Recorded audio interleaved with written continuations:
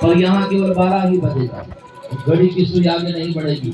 परंतु इस क्षेत्र को, इस जगह को कोई देख भी नहीं पाएगा, है ना। ये लोगों के नजर से गायब रहेगा। भगवान की लीला से थोड़ी देख पाते। तो भगवान ने एक गीत गाया, बांसुरी में बहुत सुंदर गीत गाया।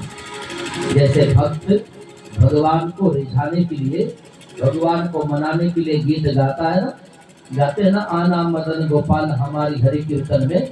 उसी तरह से आज भगवान अपने प्यारे भक्तों को रिझाने के लिए, उनका आवाहन करने के लिए गीत गाया। उस गीत में भक्तों का आवाहन है, भगवान उन्हें बुला रहे हैं, आओ आओ अनंत जन्मों से साधना करने वाले साधको, आओ अब तुम्हारे साधना का फल देने का समय आ गया है। तो बहुत सुंदर गीत गाया। सुखदेव जी लिखते हैं, निशम्न गीतम तदनंगवर्धनम व्रजस्त्रियः कृष्णगृहीतमानसाः आजन्मुरन्योन्यमलक्षितोद्यमाः सुयत्कान्तो जरुलोलकुण्डलाः। भगवान ने गीत गाया और उस गीत की ध्वनि इतनी प्यारी थी। बांसुरी तो वैसे भी बहुत सुंदर लगती है ना। देखो अन्य जितने भी वाद्य हैं तो सब बाहर से बजते, तबला बाहर से बजता है, हारमोनियम बाहर से बजती है, सितार गिटार बाहर से बजता है ना, ढोलक बाहर से बजती है। पर बांसुरी की आवाज इतनी मधुर क्यों होती? क्योंकि बांसुरी भीतर से बजती है, बांसुरी प्राणों से बजती है। तो जो बात प्राणों से निकलती है वो ज्यादा मधुर होती है, वो ज्यादा टच करती है, वो ज्यादा हृदय को आह्लादित कर देती है। तो भगवान ने बांसुरी बजाई, निशम्न गीतम तद अनंगवर्धनम। आहा, ब्रजमंडल में जो गोपिकाएं जो घर का काम कर रहे थे ना भक्त लोग, तो वहां कोई गाय का दूध दुह रहे, कोई गोबर से घर को लीपन कर रहे, कोई कंडा पाथ रहे, कोई बच्चे को दूध पिला रहे, कोई रोटी बना रहे, कोई श्रृंगार कर रहे, कोई स्नान कर रहे। बांसुरी की आवाज कान में पहुंची और जैसे आवाज पहुंची तो जो जिस अवस्था में था उसी अवस्था में उस काम को छोड़ करके और यमुना के किनारे भाग दिया। जैसे महान दरिद्री, महान गरीब दुखी व्यक्ति को अचानक से एक सूचना मिली कि फलाने जगह में 1-1 किलो सोना बढ़ रहा है, तो जैसे वो काम छोड़ करके उसी अवस्था में वो भाग देता है, उसी तरह से ये लोग भगवान की तरफ भागे। दुहन्त्यो अभिगयो काश्चित् दोहं हित्वा समुत्थिताः पयोदित संयामं अनुद्वास्या पराजयुः। सज्जनों, जो दूध दो रहा था तो अपने को छोड़ दिया, तो बच्चे को दूध पिला रहे थे, बच्चे को वहीं रख दिया। रोटी बना रहे थे, रोटी में जल गई, चली गई वो। हाथ में गोबर लगा था, गोबर ही लगा, चल गई। तो ये क्या स्थिति है? ये सज्जनों पागलों वाली स्थिति है। हाथ में गोबर लगाया, श्रृंगार नहीं किया, अस्त व्यस्त वस्त्रों में भगवान के पास में सब पहुंच गए। जब भगवान का बुलावा आता है ना, जब भगवान कृपा करते हैं तो इसी तरह से वैराग्य प्रकट हो जाता है, एक क्षण में सब छोड़ जाता है। तो भगवान के पास में पहुंच गए, सब कतारबद्ध खड़े हुए हैं। भगवान ने सोचा ये आ तो गए हैं सब मेरे बुलाने पर, परंतु इनका वैराग्य सही है यह कोई अधूरा वैराग्य, सहज वैराग्य की मरकट वैराग्य है ना। एक सहज वैराग्य होता है, दूसरा मरकट वैराग्य होता है। मरकट वैराग्य में लोग वापस घर से लौट करके आ जाते, चले तो जाते हैं। मरकट का मतलब है कि जब घर के लोग मारते भी हैं, काटते भी, ज्यादा लड़ाई हो जाती है। और जब ज्यादा लड़ाई हो जाती है ना, वो घर का आदमी कहता है मैं अब चला जाऊंगा तुम्हें सब कुछ छोड़ करके, कभी नहीं तुम्हारा मुंह देखूंगा। और कभी कभी लड़ाई ज्यादा हो जाती है तो चले भी जाते, चित्रकूट चले जाते हैं, है ना, बनारस चले जाते हैं, वृंदावन चले जाते हैं, लेकिन ज्यादा दिन वहां रह नहीं पाते हैं। फिर याद आती है घर की, तो 4-5 दिन के बाद में सज्जनों घूमते टहलते हुए सज्जनों पास में दिखाई देते हैं। ये मरकट वैराग्य है। लेकिन सहज वैराग्य जब प्रकट होता है, सहज वैराग्य जब जागृत हो जाता है तो बिना किसी कारण के, बिना किसी हेतु के एकदम से घर परिवार पुत्र सोना चांदी यहाँ तक शरीर की ममता का भी त्याग हो जाता है, आसक्ति नष्ट हो जाती है और भगवान के प्रति प्रेम प्रकट हो जाता है, प्रेम जागृत हो जाता है। सहज वैराग्य। लेकिन भगवान थोड़ी परीक्षा लेना चाहते हैं। भगवान बिना परीक्षण किए भी अपने पास में मिलाते नहीं होते, थोड़ा सा कसौटी में कसते हैं। असली जो सोनार होता है ना, तो सोने का परीक्षण करता है, उसको अच्छा तपा देता है, इसके बाद में फिर उस पर भरोसा करता है। तो यहाँ भगवान ने परीक्षा इन ब्रजवासियों को, गोपिकाओं से कहा कि आप लोग यहाँ आई हो रात्रि के समय, ये ठीक नहीं किया। क्यों यहाँ चली आई हो? ये रात्रि है, स्त्रियों को रात्रि में घर से बाहर नहीं निकलना चाहिए। जाओ, तुम्हारे घर के लोग तुम्हें खोज रहे होंगे, लौट जाओ। ये तुमने अधर्म किया है। स्त्री को कभी घर से बाहर नहीं निकलना चाहिए रात्रि के समय, और स्त्री का ये धर्म नहीं है जो तुमने अपनाया है। स्त्री का धर्म क्या है? भगवान ने कहा भर्तु शुश्रूषण स्त्रीणाम परो धर्मो हिमाया तद्बंधूनाम च कल्याणः अप्रजानाम चानुपोषणम।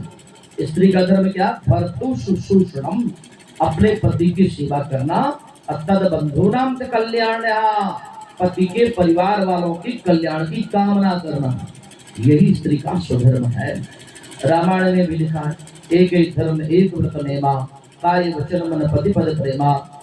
तो तुम लोगों ने ठीक नहीं किया, जाओ, लौट जाओ।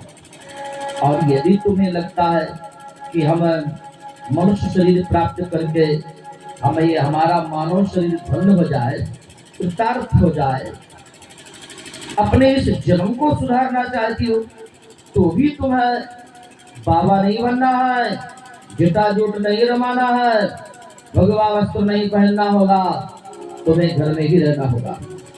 स्त्री को घर में रह कर ही भजन करना है। मैं तुम्हें उपाय बताता हूँ। भगवान ने कहा श्रवणात् दर्शनात् ध्यानात् मयि भावो अनुकीर्तनात् न तथा सन्निकर्षण प्रतियाति ततो गृहात्। अगर तुम्हें मोक्ष की कामना है कि मेरा यह मनुष्य जन्म सार्थक सफल हो जाए, अगला जन्म भी मुझे अच्छा मिले, तो इसके लिए भी तुम्हें घर नहीं छोड़ना है। तुम घर में रह करके श्रवणात्, मेरी कथा को सुनो। जैसे यहाँ कथा हो रही तो आ जाओ, बैठ करके भगवान की कथा सुन लो। श्रवणात् दर्शनात्, मेरी मूर्ति का दर्शन कर लो, है ना, मेरी मूर्ति का दर्शन करके आनंदित हो जाओ। ध्यानात्, और एकांत में बैठ करके मेरा चिंतन कर लो। गुरु के द्वारा मंत्र लेकर के, जो गुरु जी ने ध्यान की पद्धति बताई है, उसके अनुसार मेरा हृदय में चित्त में ध्यान कर लो। और ज्यादा ही प्रेम हो जाए तो मई भावो अनुकीर्तना, तो मुझ में प्रेम लगा करके थोड़ी देर बैठ करके कीर्तन कर लो, बस इतने से तुम्हारा कल्याण हो जाएगा। तुम्हें बाबा बनने की आवश्यकता नहीं है ना। इसलिए प्रतियाति ततो ग्रहण, जाओ जाओ लौट जाओ। ये भगवान ने परीक्षार्थ कहा। सुखदेव जी वर्णन करते हैं, राजा परीक्षित भगवान की बातों को सुनकर के इन गोपिकाओं की स्थिति क्या हो गई? विनय व्याप्त हो गया। भगवान से बहुत प्रेम करते हैं, बहुत चाहती हैं, कई जन्मों से इनकी साधना चल रही थी। मैंने ऐसी कथा पढ़ी है कि त्रेता युग में दंडक वन पर, दंडकारण्य में जो साधु महात्मा ऋषि तपस्या करते थे, उन्होंने भगवान से कामना किया था कि हमें अगला जन्म स्त्री का दे देना, है ना, ताकि हमें आपका सहवास प्राप्त होगा, आपके साथ में हमें वार्ता लाभ करने का अवसर प्राप्त होगा। तो ये दंडक बन के जो ऋषि महात्मा थे, वे ही व्रजमंडल में गोपी बनकर के, स्त्री बनकर के अवतरित हो गए। तो आज इनके अंदर हृदय व्याप्त हो गया, नेत्रों से अश्रु की धारा बहने लगी। अपने पैर के अंगूठे के नाखून से जमीन को खोदने लगी, शिशकियां भर भर करके रो रही, और फिर भगवान को जैसे तैसे उत्तर देना चालू किया। भगवान ने कुछ कहा, उसका जवाब दिया। मैवं विभोरति भवान् गर्जं नशंसं सन्त्यन्त्य सर्वविषयांस्तव पादमूलम् भक्ता भजस्व दुर्वग्रहवात् राष्ट्रवान् देवो यथादि पुरुषो भजते मुमुक्षु। इन गोपिकाओं ने कहा आपको ऐसा नहीं कहना चाहिए ठाकुर जी, आप बहुत निशंस हैं। निशंस का मतलब है अपने अपने प्रेमी, अपने चाहने वाले, अपने अपने जो निजी लोग उनके विषय में जो ना सोचे, आप बहुत निष्ठुर हैं। आपने इतनी कड़ी भाषा में आपने हमसे बात किया है। आपको पता नहीं कि हमारा हृदय कितना पवित्र है, कितना कोमल है। भक्तों का हृदय बहुत कोमल होता है और तनिक थोड़े से दुख पर दुखी हो जाता है ना। तो आपने हमारे मन को दुखी किया है, हमारे हृदय को आपने दुखी किया है। आप क्या समझ रहे हैं कि आपके पास में हम आए हैं तो कोई कामना लेकर के आए हैं, कुछ मांगने के लिए आपसे आए हैं? क्या आपने हमें दुनिया वालों जैसे समझ लिया?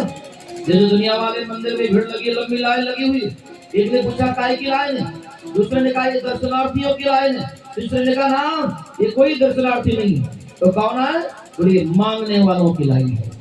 ये सब जितने भी खड़े हैं सब मांगता खड़े हुए, सबके हाथ में लिस्ट है, सब मांग लेंगे। कोई पुत्र, कोई विद्या, कोई लक्ष्मी, कोई व्यापार, कोई नौकरी, ये सब मांगने वाले तो खड़े, कोई दर्शन वाला नहीं है।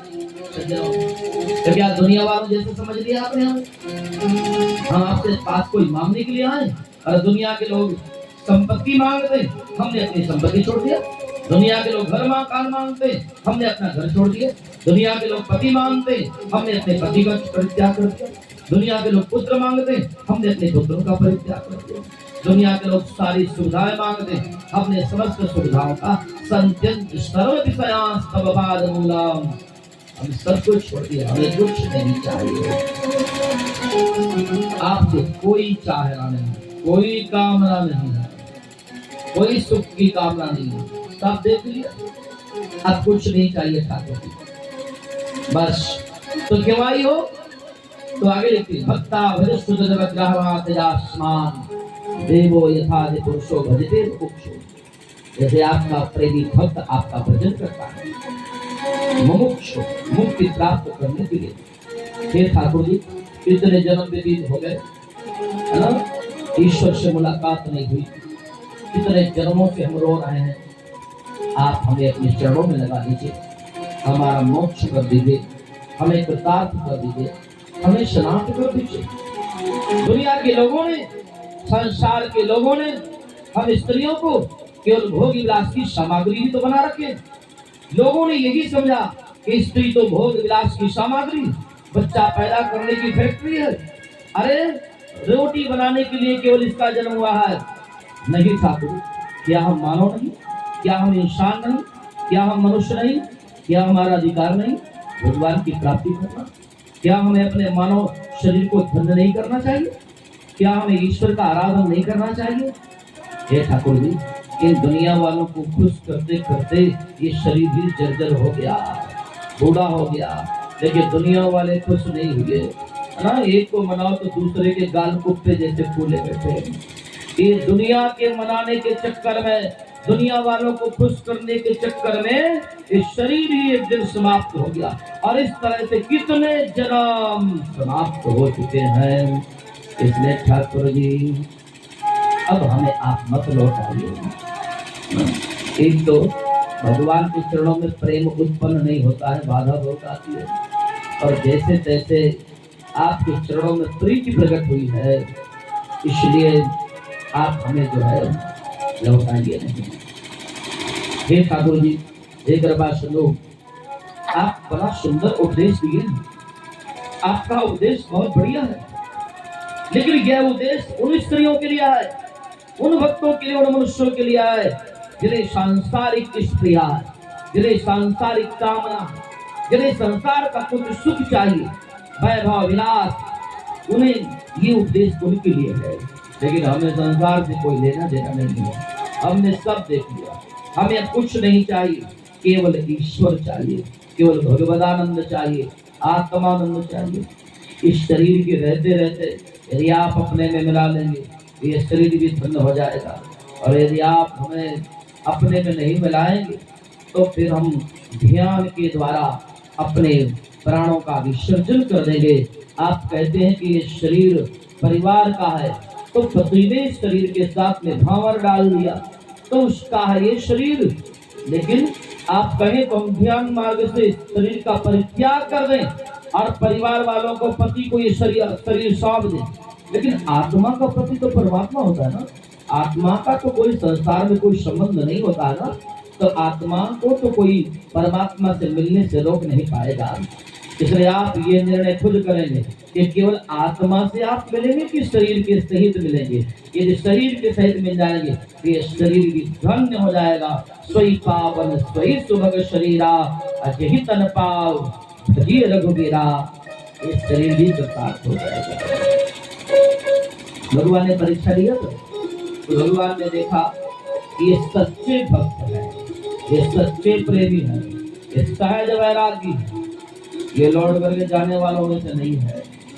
बहुत प्रसन्न हो गए भगवान, खुश हो गए। सब कर ममता ताग बटोरी, मम पद बंधी बांध भर डोरी। सारे रिश्ते सारे